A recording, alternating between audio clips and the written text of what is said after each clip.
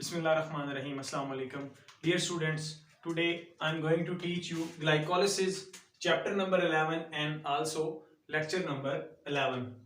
Glycolysis का जो मतलब है, ग्लाइको का मतलब होता है स्वीट एंड लाइसिस का मतलब है ब्रेक डाउन। अब आपको पता है हमारे सेल्स के अंदर जो स्वीट सब्सटेंसेस है वो होते हैं कार्बोहाइड्रेट्स, और कार्बोहाइड्रेट्स में भी जो यहां पर बेसिकली लिया गया वो है C6H12O6, यानी कि ग्लूकोज का मॉलिक्यूल है, उसकी ब्रेक डाउन होनी है। इस वजह से हम इसको क्या बोलते हैं, ग्लाइकोलाइसिस बोलते हैं। इसकी बेसिकली दो फेजेस हैं। ग्लाइकोलाइसिस को जो हमने दो फेजेस के अंदर डिवाइड किया है, एक है प्रिपरेटरी फेज और दूसरी है ऑक्सीडेटिव फेज। इसमें हमें यह पता होना चाहिए कि इसकी अक्रस कहां पर है, ग्लाइकोलाइसिस हो कहां पर रहा होता है। आप कह सकते हैं ये साइटोसोल के अंदर हो रहा होता है, और एज वेल एज अब ये कॉमन किस किस के अंदर है, जो हमने पढ़ा था रेस्पिरेशन, तो ये both aerobic and as well as anaerobic respiration के अंदर ये जो पाथवे है ये कॉमन है। अब जरा देखें कि ये ग्लूकोज का मॉलिक्यूल है, ग्लूकोज का मॉलिक्यूल ग्लूकोज 6 फॉस्फेट के अंदर कन्वर्ट होता है। ये प्रिपरेटरी फेज है। इसमें क्या है, जो एंजाइम काम करेगा उस एंजाइम का नाम होगा काइनेज, क्योंकि ये फॉस्फेट ऐड कर रहा है। तो याद रख लें, जो एंजाइम फॉस्फेट ऐड करता है उसको काइनेज एंजाइम बोलते हैं। और एटीपी से एडीपी जो है वो बन रही है, एक फॉस्फेट इसके अंदर जो है वो भेज दिया गया है। सो उसके बाद ये जो ग्लूकोज 6 फॉस्फेट है ये कन्वर्ट होती है फ्रुक्टोज 6 फॉस्फेट के अंदर। तो याद रखें, ग्लूकोज और फ्रुक्टोज एक दूसरे के स्ट्रक्चरल आइसोमर्स हैं, ज्योमेट्रिकल आइसोमर्स हैं। तो यहां पर जो एंजाइम काम करेगा उस एंजाइम का नाम होगा आइसोमरेज। आइसोमरेज यानी कि आइसोमर बनाने वाला आइसोमरेज एंजाइम। ये फ्रुक्टोज 6 फॉस्फेट आगे कन्वर्ट होगा फ्रुक्टोज 1,6 बिस फॉस्फेट। तो आप देख लें कि इसमें फ्रुक्टोज के साथ एक और फॉस्फेट ऐड कर दिया गया है। इसमें भी जो एंजाइम काम करेगा वो काइनेज एंजाइम होगा, और एटीपी की ब्रेक डाउन होकर आपके पास क्या बन जाएगा, एडीपी बन जाएगा। अब ये जो फ्रुक्टोज 1,6 बिस फॉस्फेट के बनने तक का जो प्रोसेस है, जो मैंने हॉरिजॉन्टल लाइन के अंदर लिखा है, ये आपके पास है प्रिपरेटरी फेज। जैसे कुर्बानी का बकरा जो है उसको कुर्बानी लगाने से पहले तैयार किया जाता है, खिलाया पिलाया जाता है, इसी तरह इस ग्लूकोज को खिलाया पिलाया जा रहा है। इसको 2 एटीपी के मॉलिक्यूल दिए गए हैं ताकि ये क्या बन जाए, फ्रुक्टोज 1,6 बिस फॉस्फेट। जैसे ये मॉलिक्यूल बनता है ये आगे 2 में ब्रेक हो जाता है।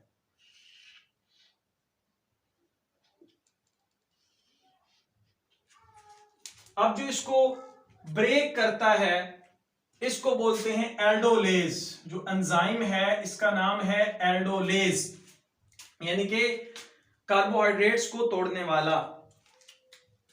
एक आपके पास मॉलिक्यूल बनेगा G3P ग्लिसरएल्डिहाइड 3 फॉस्फेट, और दूसरा आपके पास बनेगा DHAP डाइहाइड्रोक्सी एसीटोन फॉस्फेट।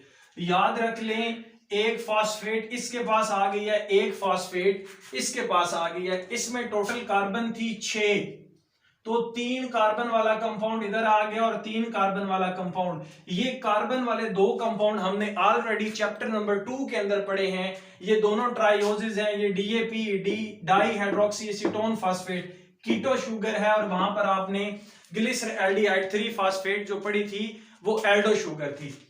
अब इसके बाद क्या हो रहा है, इसके अंदर एक इनऑर्गेनिक फॉस्फेट आइन जो है वो इसके अंदर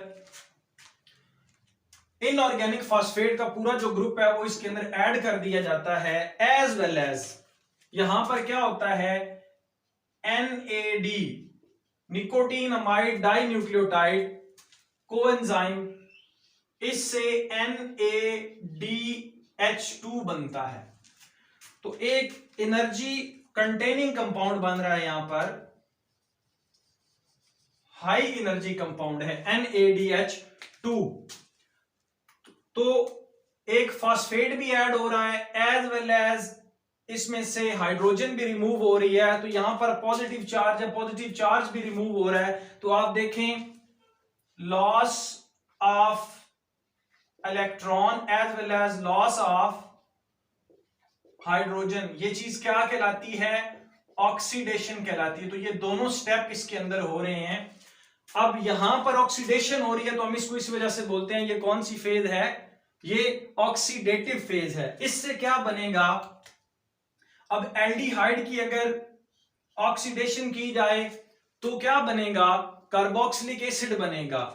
तो यहां पर देखें ग्लिसर एल्डिहाइड 3 फास्फेट जो है ये कन्वर्ट हो जाता है 1,3-bis फास्फोग्लिसरेट, 1,3-bis फास्फोग्लिसरेट के अंदर ये कन्वर्ट हो जाएगा। अब ये कौन सा? ये कार्बोक्सिलिक एसिड कंपाउंड है, ये कार्बोक्सिलिक एसिड कंटेनिंग, ये एल्डिहाइडिक ग्रुप था, ये आपके पास कार्बोक्सिलिक एसिड ग्रुप है। अब यहां पर क्या होगा? इसमें से एक फास्फेट को निकाल लिया जाएगा तो पीछे आपके पास क्या रह जाएगा? 3PG, 3 phosphoglycerate. यहां पर क्या हो रहा है कि आपके पास ADP से एक चीज बन रही है ATP, लो एनर्जी मॉलिक्यूल से हाई एनर्जी मॉलिक्यूल बन रहा है।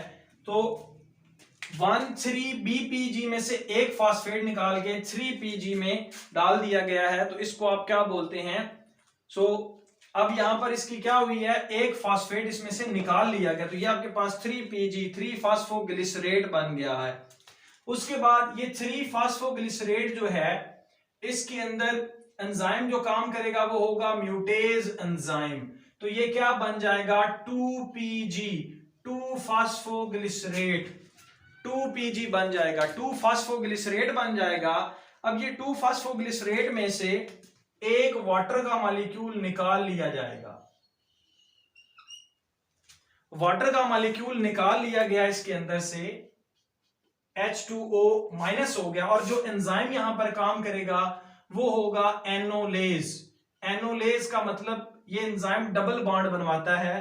तो जो प्रोडक्ट आपके पास बनेगी वो होगी फास्फोइनोल पायरोवेट।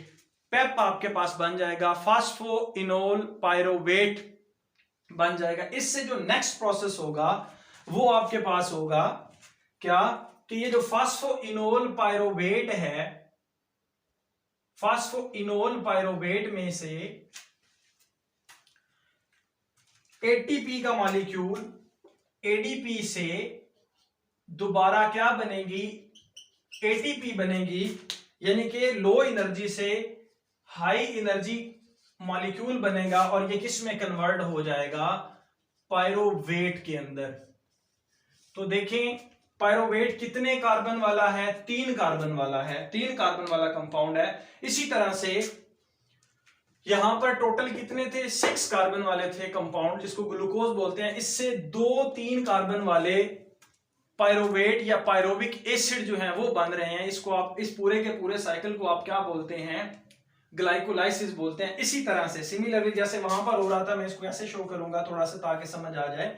ये डाईहाइड्रोक्सी एसीटोन फास्फेट में भी एक फास्फेट और ऐड कर दिया जाता है। आपको याद रहे कि ये एक दूसरे के अंदर इंटरकन्वर्टेबल होते हैं। तो इनको जो इंटरकन्वर्टेबल करता है एंजाइम, उसका नाम भी क्या होता है? आइसोमरेज। जैसे ये सेम चेन इधर चली है ऐसे इधर चलती है। तो मैं थोड़ा सा रिपीट कर देता हूं ताकि याद भी हो जाए। इसके अंदर एक फास्फेट इनऑर्गेनिक ऐड हुआ, as well as NAD positive से NADH2 बना, और जो आपके पास प्रोडक्ट बनी वो क्या थी? 1,3-BPG, 1,3-bis फास्फोग्लिसरेट बना। 1,3-bis फास्फोग्लिसरेट जो है ये किस में कन्वर्ट होता है? एक ATP देने के बाद ADP से क्या बना? ATP बना, और ये कन्वर्ट हो गया 3PG 3 फास्फोग्लिसरेट के अंदर।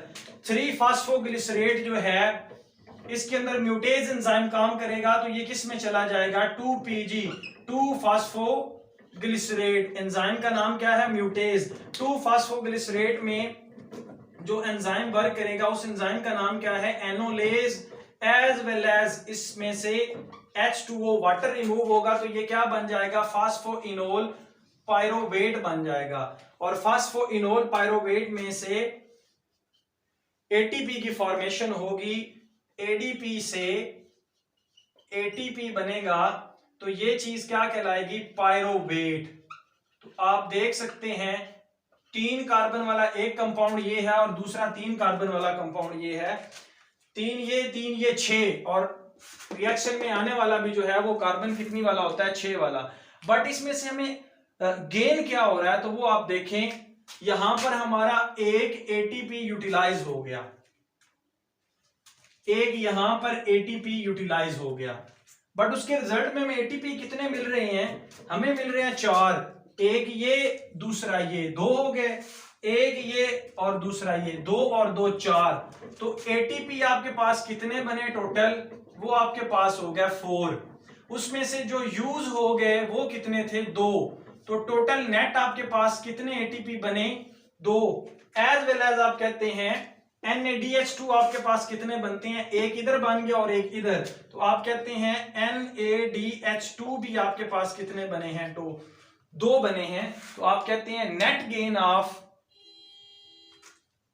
glycolysis is equal to 2 ATP and as well as 2 NADH2। ये आपके पास था।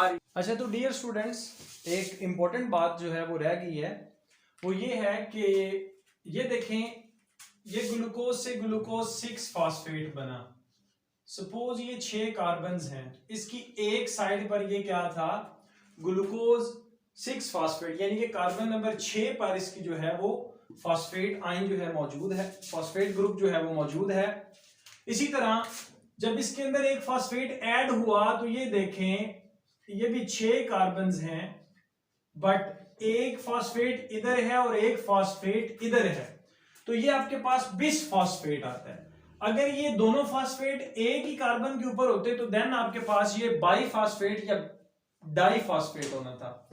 इसी तरह से जब ये डिवाइड हुआ तो ये 3 कार्बन वाला G3P इसके साथ ये एक फास्फेट है और फिर इसके अंदर जब फास्फेट ऐड हुई तो ये 1 2 3 एक फास्फेट ये थी और एक फास्फेट ये थी।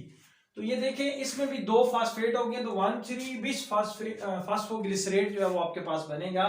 फिर उसके बाद थोड़ा सा मैं ये कैमरा सेट कर लूं उसके बाद देखें जरा कि क्या हो रहा है। ये जो 3PG है अब इसमें से एक एटीपी निकली तो यहां पर आपके पास 1 2 3 कार्बन वाले कंपाउंड के साथ जस्ट एक जो है वो फास्फेट ग्रुप है। जो इंपॉर्टेंट पॉइंट है वो यहां पर है ये जो म्यूटेज एंजाइम होता है ये इस फास्फेट को कार्बन नंबर 3 से पकड़कर कार्बन नंबर 2 पे लेकर आता है। ये देख लें आप ये फास्फेट अब कार्बन नंबर 2 पर है।